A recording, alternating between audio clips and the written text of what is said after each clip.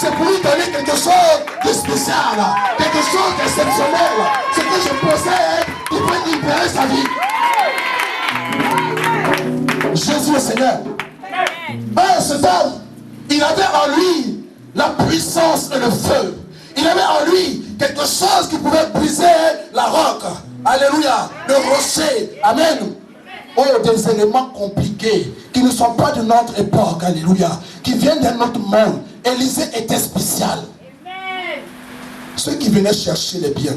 Vous savez, quand les parents sont vivants, même s'ils ont des dettes, on ne voit jamais les créanciers se manifester. Alléluia. On ne voit jamais les créanciers se manifester. Ils ne viennent rien chercher, ni réclamer quoi que ce soit. Mais lorsque le parent est décédé, alléluia, et qu'on constate son décès, et qu'il a laissé des biens, c'est là où l'ennemi se lève pour réclamer ta grâce, ta bénédiction, ce que Dieu t'a donné. Quand Jésus était vivant, personne n'a osé mettre la main sur ses serviteurs. Quand Jésus marchait avec ses disciples, personne ne s'est levé pour venir voir les pierres, les tomates pour dire que vous êtes des voleurs. Alléluia.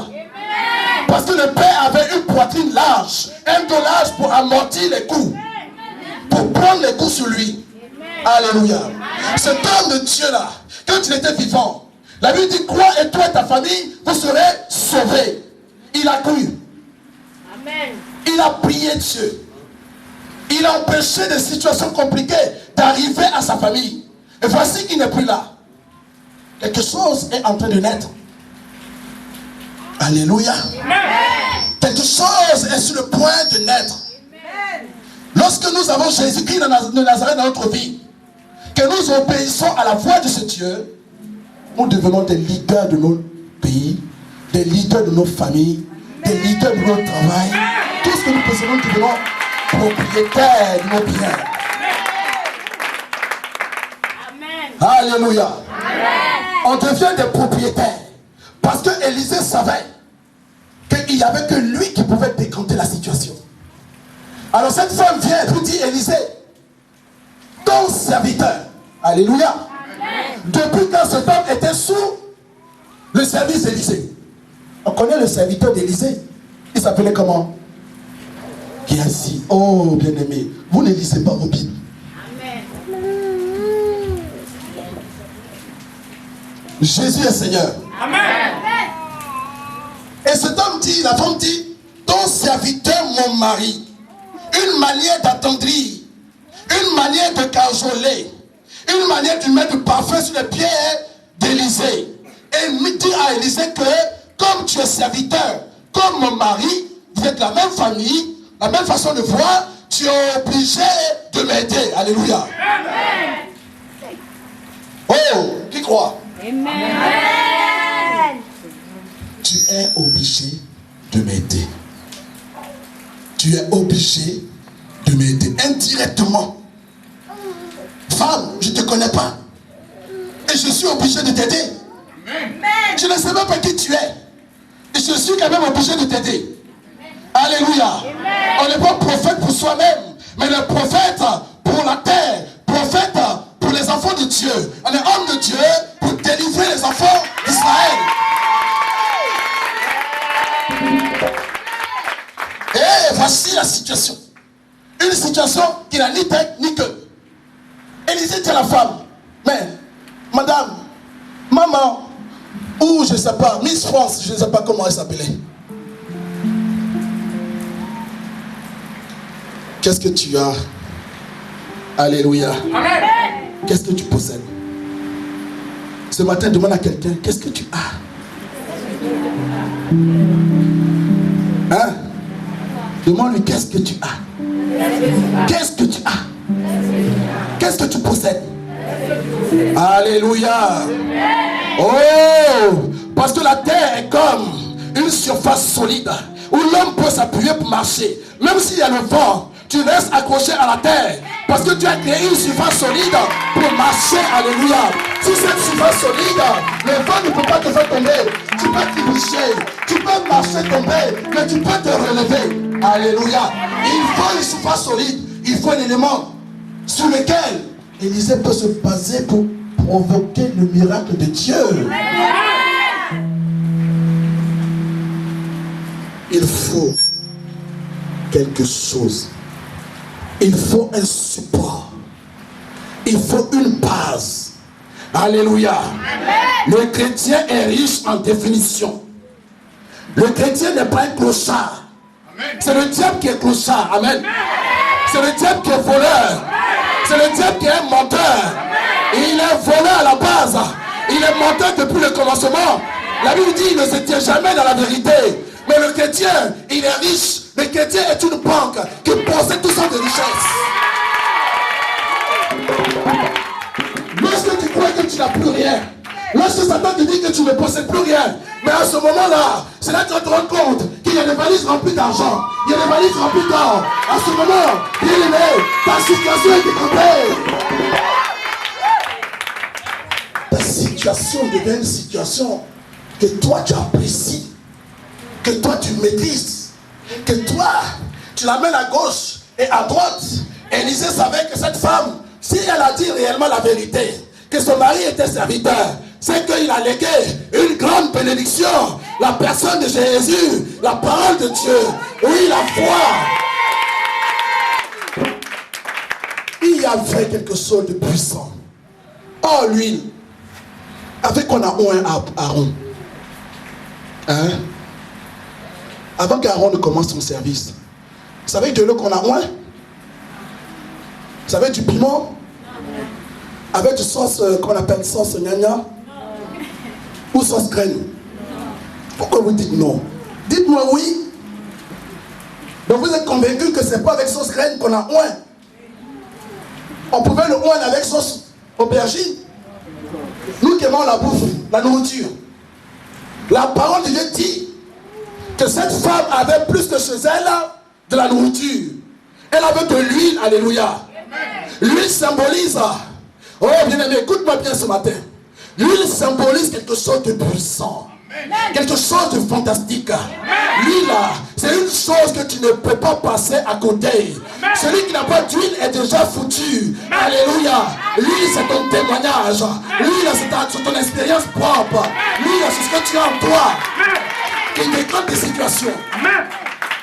Au travers de l'huile, Dieu peut agir parce que lui symbolisait ton expérience, ta manière de voir Dieu, ta foi, ta manière de comprendre les choses de Dieu, qui peut amener Dieu à agir dans ta vie, qui peut amener Dieu à agir dans ta vie, qui peut amener Dieu à agir dans ta vie. Ta vie. Oh, moi je dis la vie de Jésus. Qui croit? Moi je dis la vie de Jésus. Moi je dis la vie de Jésus. Moi je dis la vie de Jésus. Moi je dis la vie de Jésus. Jésus est puissant. Jésus est puissant. Bien aimé, Élisée a dit bon, comme il y a de l'huile, il a commencé à rire au fond de l'huile. Et c'est un petit problème, mon ami. Ah, t'as de l'huile. Qui a de l'huile ce matin? Qui a de l'huile? C'est pas l'huile que tu prends pour faire ta cuisine. Parce qu'on aime bien la nourriture. Moi aussi en premier. Là, je ne suis pas mince. J'aime bien la nourriture aussi. C'est pas l'huile qu'on prend pour faire la cuisine. Alléluia. Mais c'est une huile spéciale. C'est une huile spéciale. C'est un parfum spécial. C'est une nouvelle approche de la parole divine. C'est la gloire de Dieu.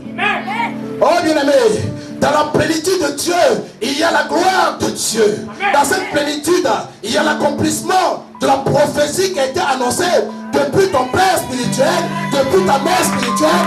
L'huile a coulé.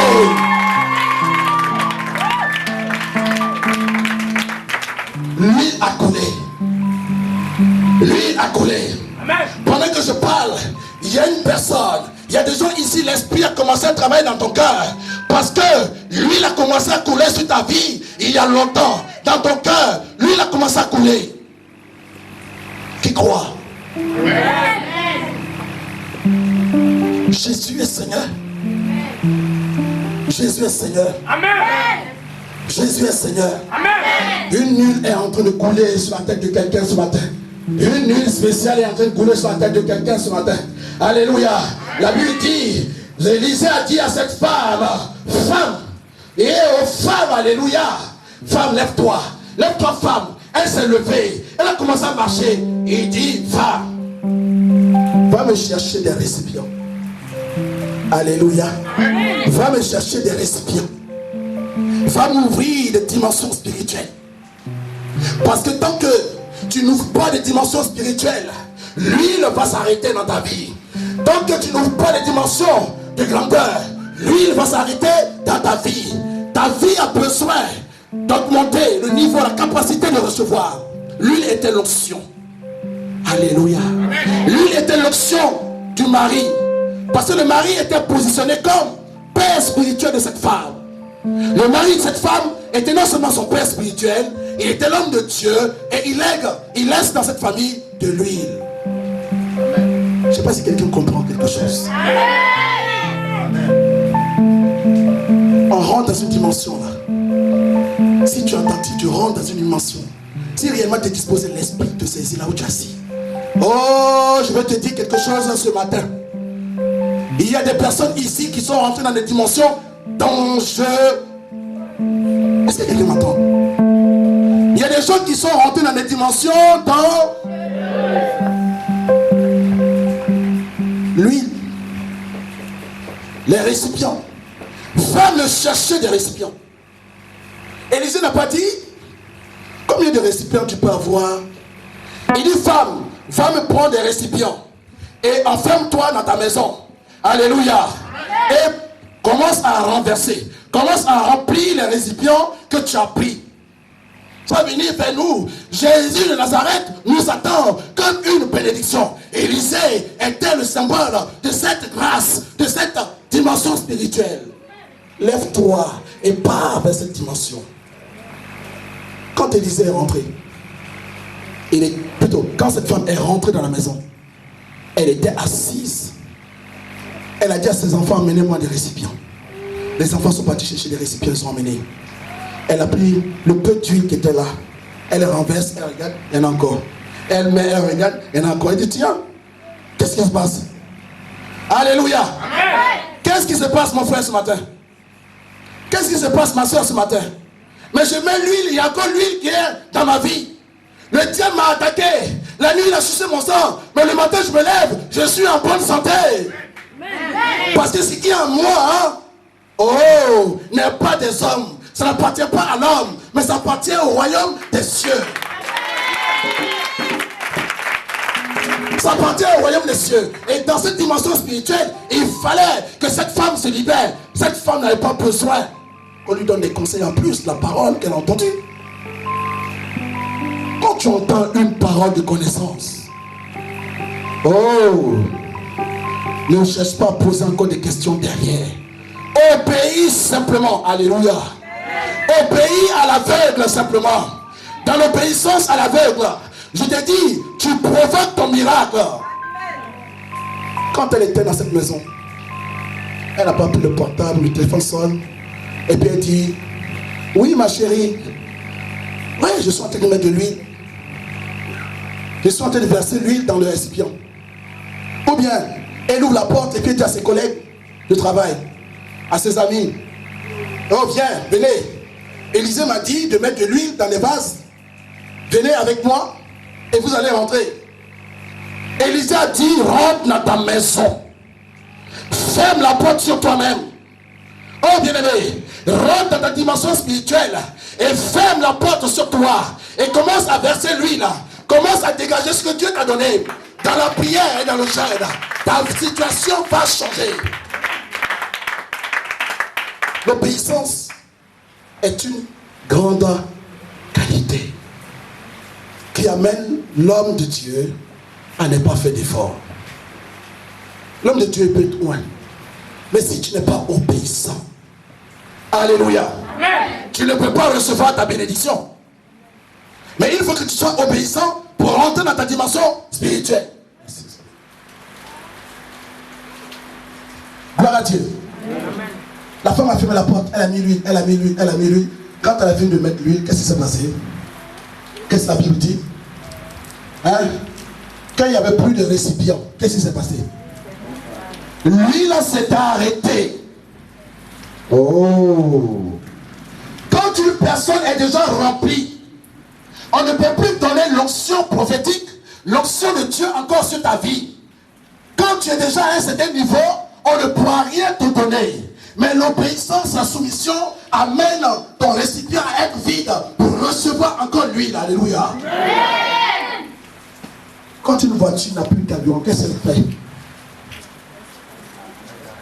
La voiture s'arrête toute seule, sans effort. Alléluia. Amen. Mais ce matin, nous avons un réservoir, une station-service qui se déplace avec nous. Amen. Toi, tu as une voiture, mais tu ne vois pas la station-service. Mais Jésus est la station-service derrière toi. Tu vas à gauche, il va à gauche. Tu vas à droite, il va à droite. Tu fonces, il fonce. Tu recules, il recule. Car lui ne t'arrive pas dans ta vie. Oh, bien-aimé, lui ne va pas tarir en toi ce matin. Amen. Si le sorcier est venu couper ton sang, il meurt. La nuit même te fatigue, tu peux coucher. Le sorcier vient, il voit. Il dit, je vais l'attaquer. Il saute sur toi. La personne. Parce que tu es dans le plan de Dieu. Amen. Tu es dans le plan de Dieu. Tu es dans la plénitude de Dieu. Tu es dans le cercle de Dieu. Alléluia. Tu te mets sur une statue, plutôt un statut de puissance et d'autorité. Satan ne peut pas avoir accès à ta vie. N'aie pas peur du petit sorcier de ton village. N'aie pas peur du petit sorcier de ton village. Car je te dis la vérité ce matin. Jésus disait à chaque fois en vérité, je vous le dis. Il était la vérité. Il ne peut pas parler sans dire en vérité, je vous le dis. Car la vérité, la Bible dit, il y a la réalité et la vérité. Qu'est-ce que tu choisis ce matin? La réalité. Tu n'as pas mangé ce matin, tu es fatigué. La réalité, parce qu'il n'y a pas de jeton. La réalité, parce que tout à l'heure tu vas rentrer, la pluie va te mouiller. Mais bien aimé, nous sommes en 2014. Amen.